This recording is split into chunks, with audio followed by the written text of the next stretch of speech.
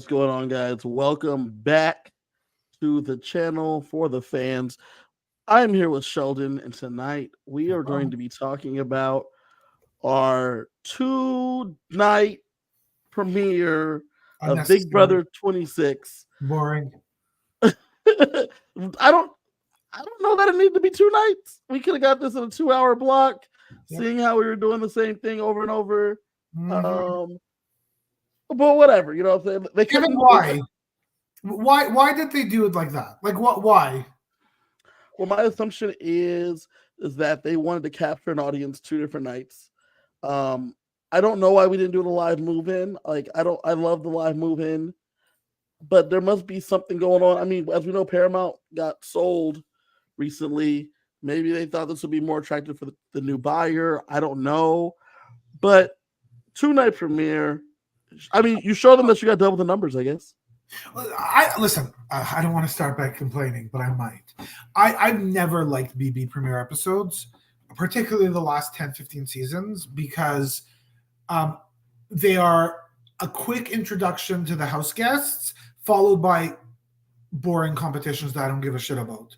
And I was looking forward to and hoping that if they're going to separate out 2 nights, 8 house guests each, we're actually going to get a little bit more meat with the house guests. We get a little bit more depth into understanding who they are as players. We got a little bit more meat. I don't think we did. The only excess meat that we got, Kevin, was the fact that we had them conversing with each other in groups of 8 as opposed to a group of 16. That's really the only difference. So I think it feels like we got more, but there is zero strategy, zero. The game has not begun. True. We didn't get any strategy, but we got some more DRs and got them to be able to talk through stuff. Before we get into it, though, as you know, here on For the Fans, we like to do our top 4 moments from the episodes. We're going to do the week 1 premiere as a couplet. We're going to do it as a whole. And we're going to just do our top 4 thoughts for the 2 episodes together. And tonight we're going to start off with number 1, initial thoughts. And as you're hearing, the 2-night premiere, as we feel like, wasn't necessarily necessary. But it was nice to see the different groups go in. Night 1, I liked getting I liked, as you know, Sheldon, we have gotten so little about these contestants before because of, the internet's too good at finding out every terrible thing about these people. So they've been giving us these cast photos and just very little about them. Has anyone been canceled yet? No, everybody I believe is still in the house. Everyone made it through. Even Brooklyn, who originally we thought might get canceled because she's friends with Aaron from BB15, who was terrible. She's going to find out she's half Native American, half everything else. Because of her background, she's no longer canceled. Yes, no, that's definitely. So one of the big problems. Well, I'll tell you exactly how. One of the big concerns. Erin. Her big problems was she was racist, and if you are all of the races, there's less likely you're going to be racist. Isn't that like when you're racist and you say I can't be racist? I have a black friend. Like isn't that the same thing? No, that's saying I can't be racist. I am black. That's the difference. By saying I have a black friend, you are not living in the thing. You know someone that may have lived through the thing that you know nothing about. Okay. In this situation, I can't be racist because I am the person you would be racist against.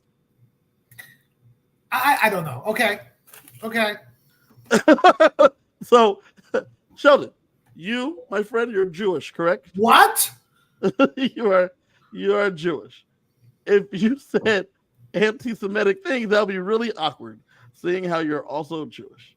No, but that's sort of like saying, X group of people could not be racist against another group of people just because they're a minority. You think that there's black people who aren't racist? You think that there's Asian Jews that are come on? So you're saying against other groups. I get what you're saying against other groups. Well, the big concern from a lot of us was that as Aaron was racist towards black people. Yeah. Uh, Brooklyn is black.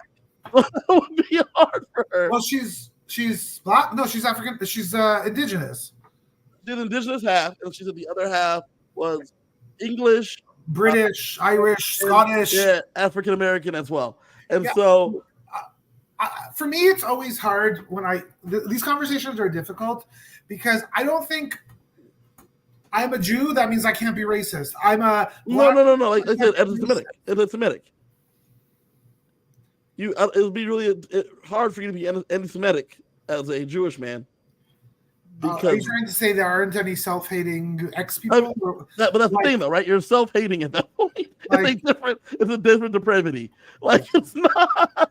Okay, let's go. Let's talk game. You know that makes sense. There's no game. No, it makes sense. But okay. So Brooklyn, that was one thing. I felt like we got a lot of great personalities. I'm actually super stoked about this cast because we got a lot of energy, a lot of great characters.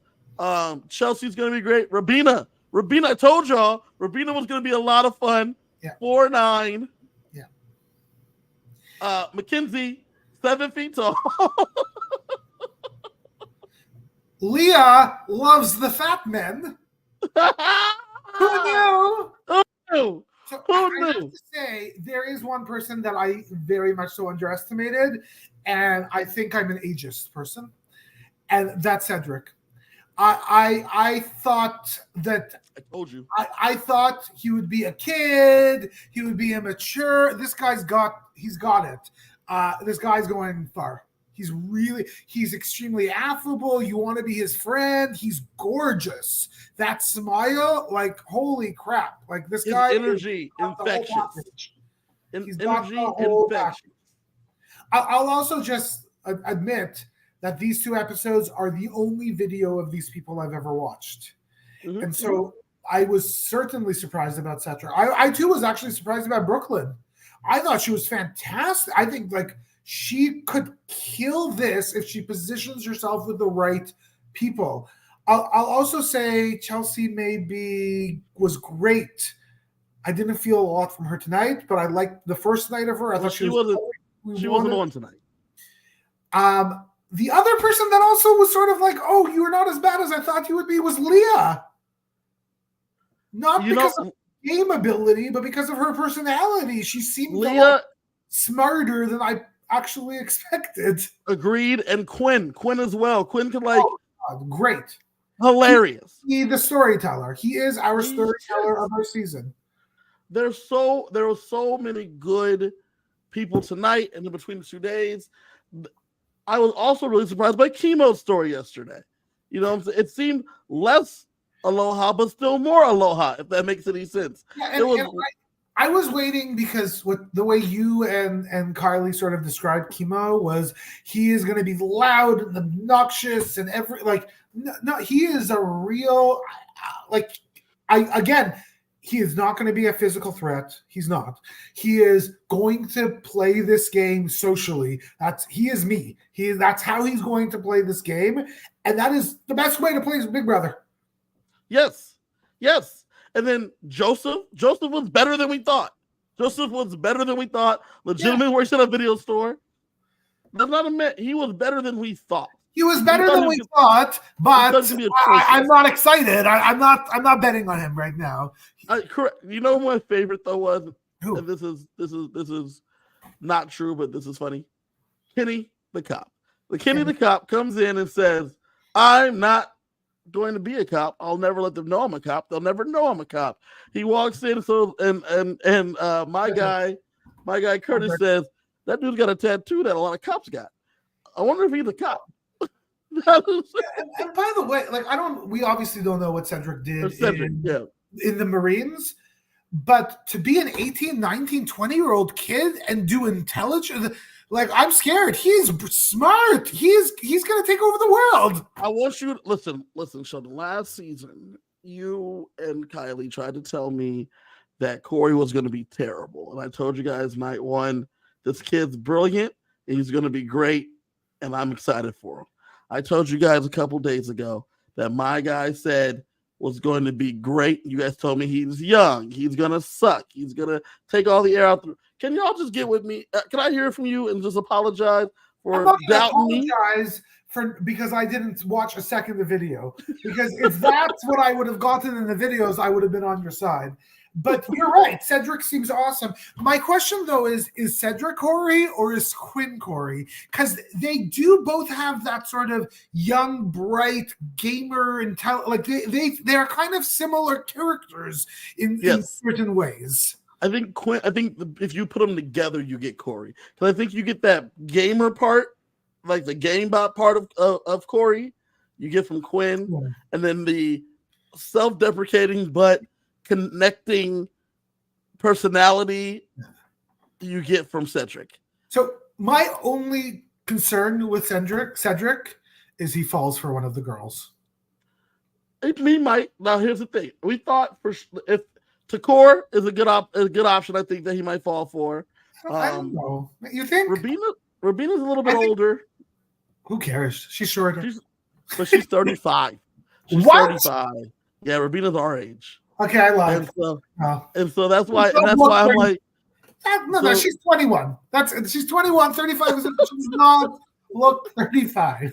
She does not look 35 at all. We thought Mackenzie for sure. We thought Mackenzie initially, but Mackenzie made it clear if you are not 6'5", you cannot ride this ride. No. And another quick thing about initial thoughts. The editing and the sort of overlays of words on the screens that I don't think we've ever seen in Big Brother before. It's exactly as cheesy as it should be. It's beautiful. It's fun. It's funny. Love it. Let's go, Big Brother. It's funny you say that because I think Big Brother should be fun. I don't need slime. I think it should be fun because it's a social game.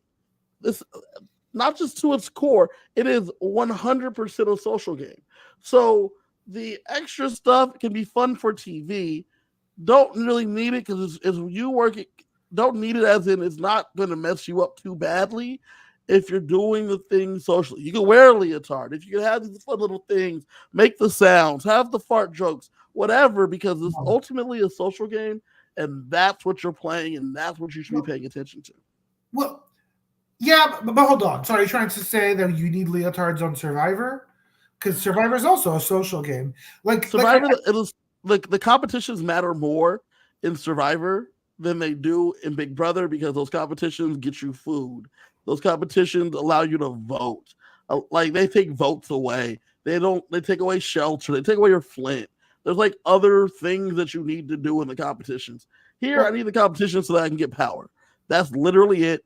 If I lost and we all lost, but I'm wearing a leotard, that doesn't really change much in terms of what's happening here. For me, I love it because look, this is our summer pastime, which always annoys me as to why it's the middle of July and it's just coming. But that's okay. I thought about this and I'll tell you exactly why. The Olympics. But they did this last year too. Last year it was a writer's strike, and they did it way later. They did it like August. Are you trying to say that this is the solution to compete with the Olympics?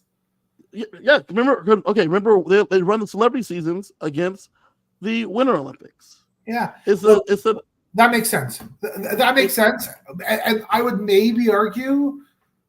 Actually, I don't know if I'm right, but I'm sort of thinking about like a gamer. Would they be watching the Olympics anyways? And I guess maybe not.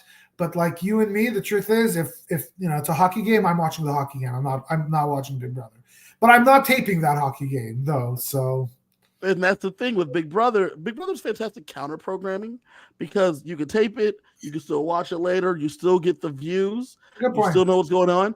And based on, especially that's one of the reasons why it's been great to come on in the summer because there's nothing new on in the summer. So you get this in the summer, and they're like, hey. There's going to be NBC has a new show coming on called the Tokyo Games.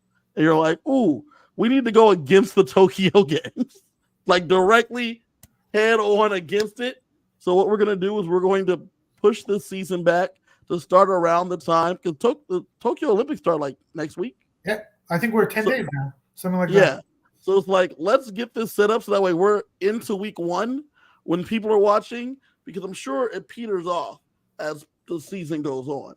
Yeah. So let's get the early part going so we can counteract the summer games. just like the Winter that Olympics. makes solid sense. I'm interested in what happens next year. If there is a next year, there will be a next year. I assume it goes back to June. Yeah, Like late June, because it yeah, lines up with everything else. yeah, maybe. I don't know. As an aside, this has nothing to do with BB. Do you like the Olympics? I like a couple of competitions. I'm I, a big fan of basketball, yeah. so I watch both the men's and the women's team. And then I like my favorite Olympic sport that nobody watches is called handball. Okay. And Olympic handball is one of the best sports that we don't play here in the States. I don't know if you guys do that in the Great I don't White even know what North. it is. I'm gonna Google quick.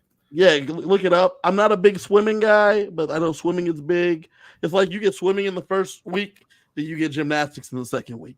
I'm So not big on either one of those. I feel like I'm watching it now. I feel like I would like handball. It's like soccer, but with hands. Yes, yes, yes. So I actually I adore the Olympics. I've not that I'm the biggest athlete, but I love watching all of these weird sports that nobody really knows about unless you're in it. Mhm. And also watching these athletes is so inspiring to me because these are people that are getting paid, most of them, unless you're a professional NBA player or whatever. They get paid nothing to do this, Right, and right. they're top of the world. It's just cool to watch excellence. I It's love cool. Olympics. I It's love cool. it. Yeah. I think that's it on our initial thoughts in terms of the Yeah. initial premiere. Yeah, I know we're about to get into the AI because I got some thoughts about this AI bullshit. Well, before we get to the AI, let's talk about the double fake vote. So they told us going into this that the cast would have a chance to vote on a 17th house guest. Voted a 17th house guest. They then introduced a 17th house guest named Ainsley, who very obviously sounds like AI. Is dressed like AI. Well, the speech that she delivers was someone writing in the chat GPT, what would you say if you wanted to convince people to vote you into the Big Brother house? And then she just basically reiterated exactly what that said in chat GPT. Because as someone, Sheldon, I know that you deal with a lot of chat GPT. I've dealt with a lot of chat GPT for fun. It is hilarious because it like tries to hit all aspects of all the things. And you heard it in her speech. I will say that the actor that they hired, I thought was great. She was fun. Yeah, fantastic. Delivered the material perfectly. I love the outfit they put on her too. It was this like super technological, high tech color sort of a thing. This double fake vote, I don't actually mind it. What I guess I do mind is that it's not really a twist. There's nothing about it that is interesting. Like, it's just another way to give a few advantages to players and disadvantages to players. Correct. So it's not. Will it impact the game? We'll see how the players use it. But the alternatives, they could have competed for this, or they could have voted, or they could have done a circle. Last person around gets the advantage, right? Like, it's just a fun way to give out advantages. Did I love it? No, not really. I didn't care. Did I want to see it twice? No, I did not need to see it twice. They could have given us something else, or at least a new Ainsley. Arthur could have came in, or Adrian could have came in. Like, they could have done something different. I fast forwarded when she was speaking tonight during. It was the same. It was the same speech. It was not only the same speech; it was the same tape. Yes. And I mean, they had that TikTok star in for one day. Got her against a little part right here. Gave her like $300. Sent her on her way. Hour worth of work. On TikTok? She's on TikTok, yeah. Probably like maybe $1,000. Gave her $1,000. Brought her in for a day. Did probably 2 hours of work, 2 hours in the chair for makeup, and called it a day. When they brought in Ainsley to do the speech, they then have them get split up into 4 different competitions, essentially. Yeah. 4 different competitions. Like you said, they could have just picked the groups and said, 2 of these competitions are going to be for a disadvantage, 2 are for an advantage. You don't know which ones are which. Then have everybody make a mad scramble for the 2 or the 4 that they want, and then you got the same thing. So it's all right that they did it the way they did, but meh. And then each group are going to get 2 advantages and 2 disadvantages. The reason I'm like so blasé about this is because even if they voted her in, she would have said, "Thanks for voting me in, and I am going to be in as the AI controlling the game." Yet it was going to be the same result. There was this Can TikTok you? girl was never coming in. Yeah, look, I also don't really understand this AI twist, and I know we're going to talk about it in a bit, but like, actually tonight I felt like Julie Chen like gave up her hosting gig to this AI. Like, Wait, let's get into it. it Let's was talk about weird. Ainsley. Let's talk about Ainsley because Ainsley says she's going to be running the house, and then they have a proto box in the house that she'll be able to appear in as a person. And Julie said, "I'm gonna let Ainsley host the rest of the show." Now, While Julie watches. Julie already only shows up once a week. Already. And now, when it was time to explain the advantages and disadvantages, they said, "Julie, I know you have one job. Take the night off. We're going to have this robot explain the advantages and disadvantages everyone's getting." Yep. Sheldon, what's Julie supposed to do now? Well, you know, it makes me question if there is something bigger happening on the Sunday episode. And the reason why I say that is that I did hear one interview where Julie Chen said, "I heard about this twist and I was even shocked." And like she made it sound like it was a real freaking. There is no twist here. There is nothing exciting. And you're right. Julie Chen is fine. She's not the best host. She's not the worst host. She's whatever. She's fine. And now they're taking it away. Like is she excited about giving her? She wants to retire. Is that what she's trying? Like, because the truth is, the way she does the show, she can be replaced by AI. So I don't know. She is a Chen bot, anyways. Chen said, "As long as the checks keep cashing, I don't really care." It would be interesting if, throughout the season, the AI takes different forms, personalities, like maybe previous contestants become the AI for that week. Like, I don't know. But again, that doesn't impact the game.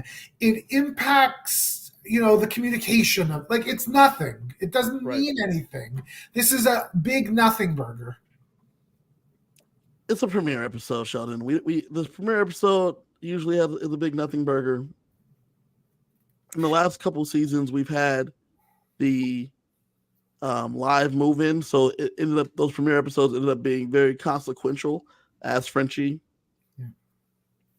the premiere episode ended up meaning a lot more to your game than it should. I mean, as Taylor Hale, you know what I'm saying?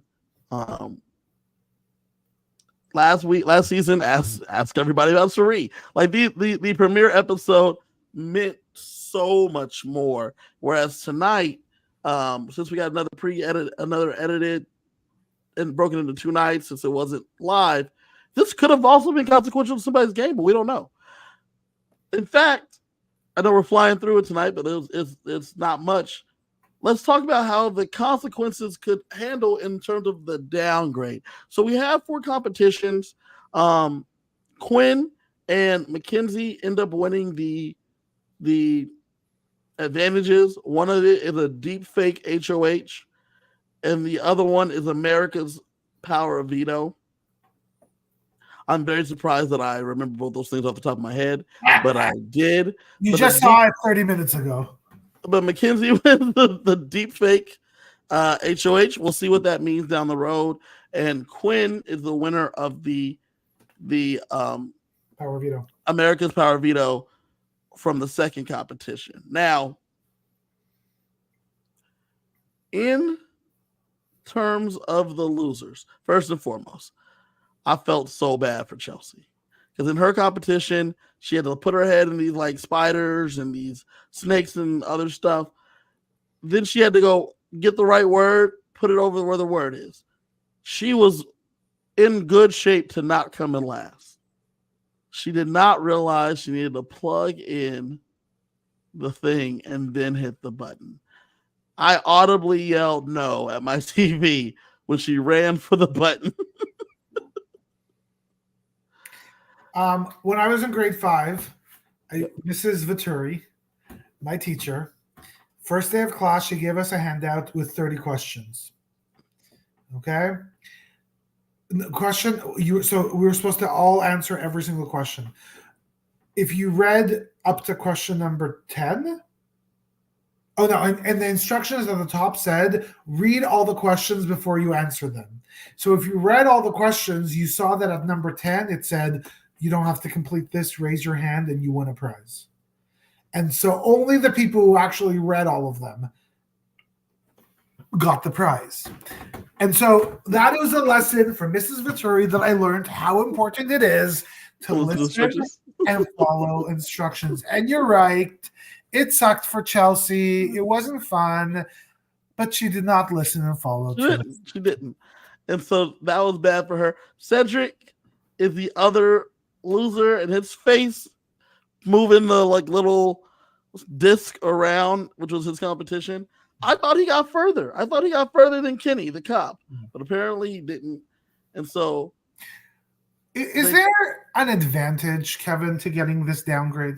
No, because I'm going to talk about this downgrade. So we have Chelsea and we have Cedric as the downgrade winners and losers, I should say. And this is what their downgrade is, Sheldon. It is, and I can't believe this, they are AI mascots. I'm assuming they'll be put in a costume. That part's fine. They have to live in that box with Ainsley. In the proto box, just live up there. Now, here's the real problem. They cannot compete in the HOH competition that they're going to compete in for the very first HOH. They cannot compete in the veto competition. They can be voted out of the house, but they will not have a vote if they are not on the block. So why do you think this is so bad? You have no opportunity to save yourself whatsoever if you're put up. You're just now meeting everybody for the very first time. So if you don't hit it off with whoever wins the HOH, you are at risk and you can't do anything about it personally. In addition, no one's using the veto on you in week 1 because that's going to just create a target on themselves and they will seem as if they're working with you, whether they're working with you or not. No one's going to use a veto on week 1. If you start to try to go talk to the HOH after they've won HOH, it looks like you're just trying to save yourself from going on the block, and there's nothing you can do in terms of retribution. So no one's concerned about that. Can I give you a counter? Because I think you're right, but here's my counter. I think that if you are a strong social player, this is actually the best thing that you could do because you are demonstrating the fact that you are not athletically good or challenge good. You're not good at challenges. And so you start to lower your threat level in the game right away. And if you have the then ability to create relationships with the house, including whomever the HOH ends up being, I think that this does end up being a longer term advantage. Like, to me, this would be a very difficult downgrade to get if you're Matt or you're Tucker. Because you look at them, these are comp beasts. If we have a chance to get them out and they can't do anything about it, we get them out in week 1.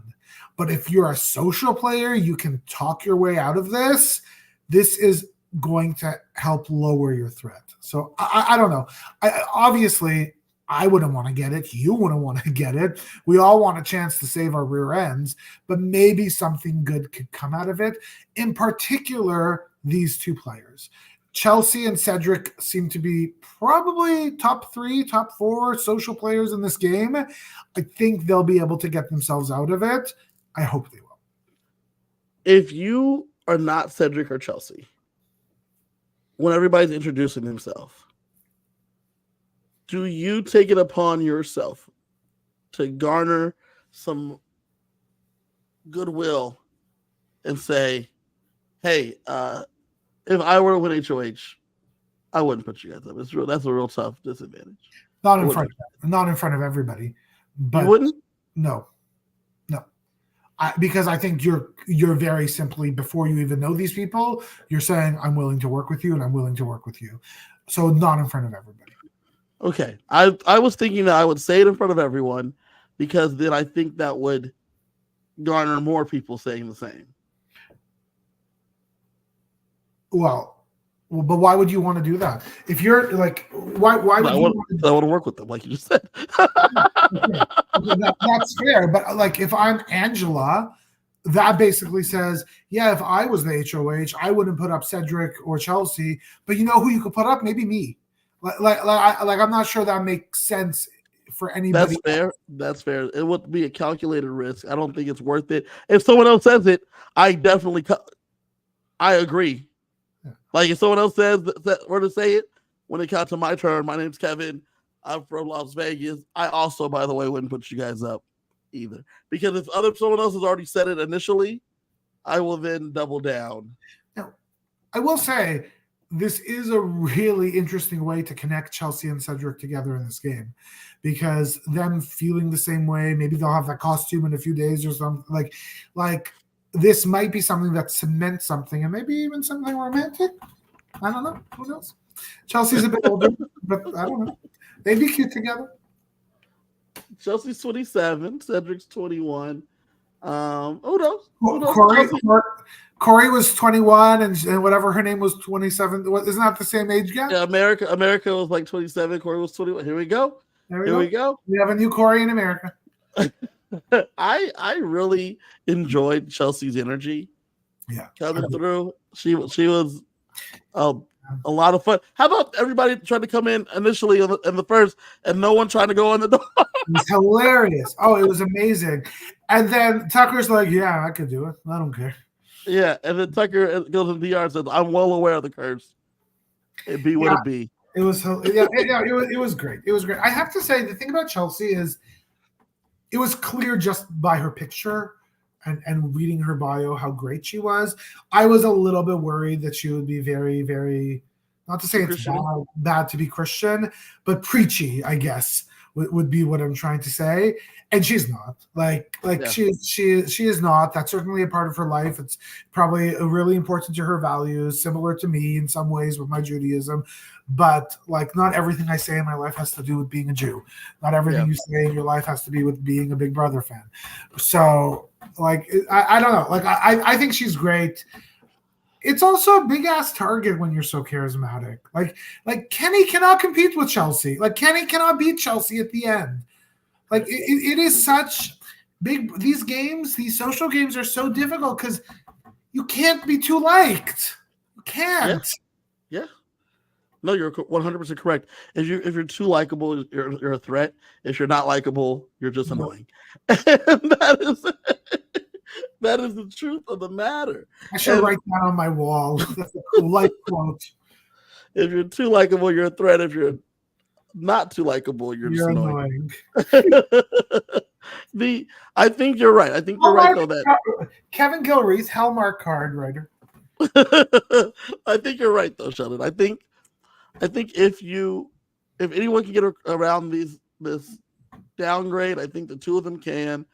I think they'll be able to chat with everybody, and people will privately let them know they're going to be okay. Who do you think is in trouble week one? Sorry, I'll answer that question in a second. But the other thing that just came to my mind: no lawyers. No lawyers.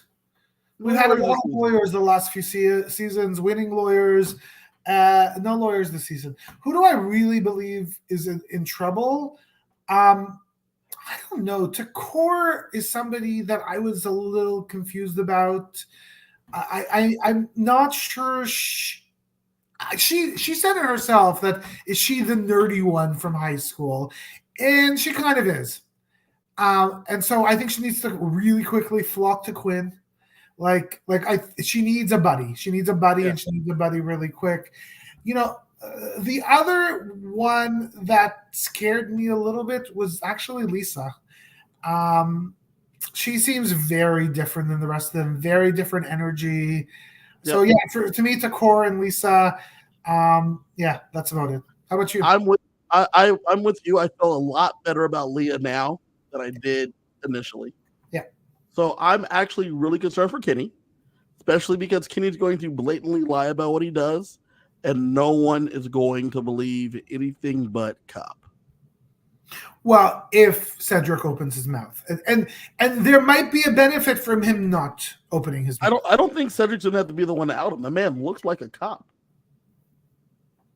Well, what does that mean? He looks like a what the hell does a cop look like? They look like authoritarian figures. He doesn't. He looks like an old man who coaches his daughter's soccer team. Like that's not what he looks okay. like. So when I think of a cop, right? If they have hair, it's usually like straight, boxy, clean cut. He has no hair. Clean cut, well manicured, just enough muscle to be dangerous, but not too much muscle to be muscly. You know what I'm saying? And then they also have a certain walk and talk to them in terms of like what they say and how they do things, because they are very authoritarian and intentionally. Have you ever been to Toronto? The answer is yes. Our cops do not look like what you're saying. I don't know. You have Mounties. Okay. No, like he said, have you been to Toronto? The answer is yes. That's all you in Toronto. Yes. But that's not what our cops look like. Our cops look like you and me. Like they look like everybody. I don't know. That's not how American cops look. Okay. So, my father's been watching Cops. I guess I should watch more with him. Watch more Cops, because that's how they look. American Cops. So I'm concerned for Kenny. I'm also concerned for Angela. And it's not because she's older, because she had so much energy. It was almost annoying energy. Not almost. It was annoying. Right. So I'm concerned about her for her, and then I'm concerned for all three big guys. So because, Matt Tucker and who? Cam? Yeah. No, yeah, Matt Tucker and Cam, yeah. Because if someone like Quinn wins that first HOH, I don't know that he's not going to take a shot at one of these big guys just because this is the time to do it. I feel great about Rabina, though. I feel great about Rabina. Quinn's not going to win the first HOH. He is not going to put himself out there. He is smart. He is too smart for that. You don't think Joseph takes the shot at one of the big guys? Joseph? I think he might be all talk, my friend. I don't know how much is actually. He came off to me a little like nerdy and kind of shyish. Like I don't know. I didn't get much out of Joseph. Like he looks more like a character than he actually is. So no, I don't actually think he does. I could be wrong. I wouldn't be surprised if one of the girls win the HOH and they decide to take a shot at one of the guys. Okay. That would not be shocking, particularly if it's one of the older girls. Like, I wouldn't be surprised. But yeah, I don't know. I am interested in, like, there better be a bigger twist than what we saw, my friend. I'm sure there will be. AI is going to have a lot of things to do, I assume. So. Like, it's going to be an interesting. It's going to be an interesting season, I think. I think Sunday's episode is going to be really big. So you picked as your winner pick for this season, I believe you picked just like me, Chelsea, correct? Yeah. Has that changed tonight? No. Me too. I think she's great. But you know, and Cam has gone down a little bit for me, but maybe just because we didn't see much from him. Mackenzie came up for me. Like I don't know. Like I can't. Okay, let's round this out. You know, I like to do a ranker. It's too many people do a ranker, but let's go through the cast real fast. You let me know stock up, stock down. Angela, down for me as well. Brooklyn, up as well for me. Cam, down for me, about neutral because we didn't see enough. Down. Cedric, major up. I think neutral because I'm real nervous about the downgrade. Personality wise, way up. I'm real nervous about the downgrade. Chelsea. Same. So for me, it is up because I'm less concerned about her with the downgrade because she's easier to pretend like this. I'm stuck at this stuff, and that could just be it. Joseph, stock up or stock down? I thought his stock was low before. It's lower now. For me, it's up a little bit. Kenny. About the same. For me, stock down. When he came in and said, I'm going to lie about being a cop, my guy. And Both he of kept us, saying lying about being an undercover cop. Listen, man. Cops are the cop. It's cop's cop. he should just say he gives the traffic tickets. He's the guy that sees. Oh, your meter's out. Yeah, I'm a meter maid. Chemo. Up. Stock up. Leah, stock way up. Majorly up. Yeah. Lisa, Down. already low. Stock down. Yeah, Low. low. Stock down. Mackenzie, Up. stock up. Being 6'2", Up. stock up. Matt, Same. for me, stock slightly up because it seemed like one of them girls seemed very initially interested. We get the show me that was Leah, and he's too skinny for Leah. So, but Matt did say you though were in that house, Kevin. Hey, Yeah. Quinn, stock up, stock down. Up. Rubina, stock way up for me. Majorly up. Takor, stock down. My stock was down on her in the first place. It's downer. Yeah. And then Tucker, stock up for me. Same shit. Okay. That's good. We'll continue to do the stock up, stock down to see how we're looking until we get down to enough to get to that power ranking that I love to do to wrap up. I like to see who's likely to win. You'll have a top 10. Who's the best? Correct. You want to do that now because Angela at the bottom. It's too many people for me to go through 16 who's most likely to win.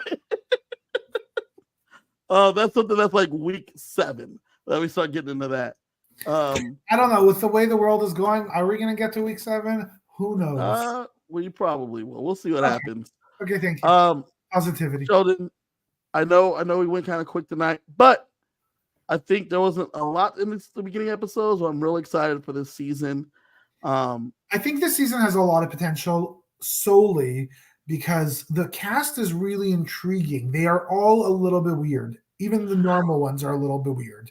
Jesse Tenenbaum knocked it out of the park again. Yeah. I'm really happy with the cast. I just want them to bring it. I'm a little bit concerned there's a little bit too many recruits, but I just want them to bring it. It's not too bad if you want to learn how to play the game while you're playing it. If you have a high game IQ, you'll be fine. I played this game called Climate Evolution the other day. It's a Evolution Climate. It's a board game, and I was playing with a bunch of guys that have played before, and they were like, they were at the end. They were like, "Kev, you picked this up really quickly." I have a high game IQ in terms of games, so by round 2, I figured out. So this is how the game plays, and this is what, not necessarily the optimal strategy, but the strategy I'm going to take based on what you could have told me on how this game goes. And I'm going to play my strategy as best I can based on what you've told me. Yeah. And we were able to go quickly. They're like, we're very surprised that you would be able to go as quickly as you did. I said, yeah, man, if you explain the rules, I saw around, and I was like, all right, I'm ready to go. Figure out how to get this done. If you have people in here that have high game IQ, they'll be able to pick it up and then run with it. And I think that's what we might have in this situation. And the people we don't, like Lisa, will be gone soon. Yeah. Bye. I'm okay with that, Sheldon, thank you guys for joining us. For the fans, we will be back on Monday with the 5 p.m.ers. Myself, CJ, maybe Shantae. Who knows? We might get Shantae back out here. I love her. The 5 p.m.ers were back in action. The West Coast Warriors. We are back in action on Monday. Catch us at 5 p.m. Pacific, 8 p.m. Eastern. And then catch us back here again on, I believe, Thursday right after the episode, or Friday. I think it's Thursday right after the episode. So catch us then as we go through first person going out of the Big Brother house. Lisa. It's going to be a lot of fun. Probably Lisa. Join us. Thank you for joining us, guys. And coming to you from outside the Big Brother house. By a state. Good night. Good night.